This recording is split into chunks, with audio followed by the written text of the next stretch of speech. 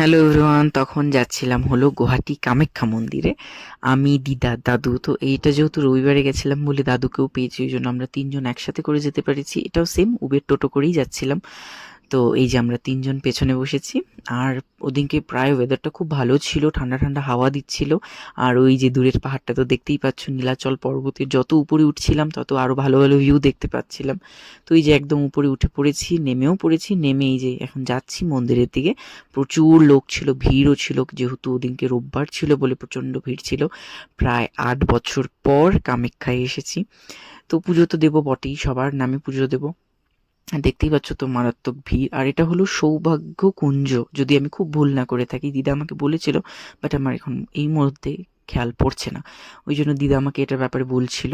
আর ওদের সাথে বা দাদু দিদার সাথে কোনো জায়গায় গেলে না, ওটা পুরো ডিটেলস আমাকে বলে দিচ্ছে যে এটা ওটা, এটা ওটা, এটা এখানে ওটা হয়, ওখানে ওটা হয়। তো এই যে যেহেতু বললাম প্রচুর ভিড় ছিল, যেহেতু সানডে করে আমরা গেছিলাম, আর এতদিন পরে 8 বছর পরে তো চারিদিকটা খুব ভালো করে ঘুরে দেখছিলাম।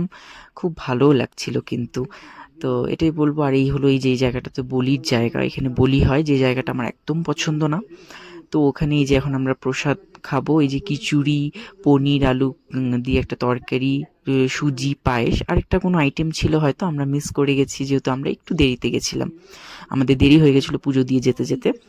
আর এখানে আমরা এসেছি বগলামুখীর মন্দিরে। দেখতেই পাচ্ছ সিঁড়িটা তো দেখতেই পেলে যে কতটা নিচে ছিল। নিচে তো খুব ফাটাফাট করে নেমে গেছি, কিন্তু উঠতেই কষ্টটা হয়েছে। তো এখন ধরেছি বাড়ির পথ।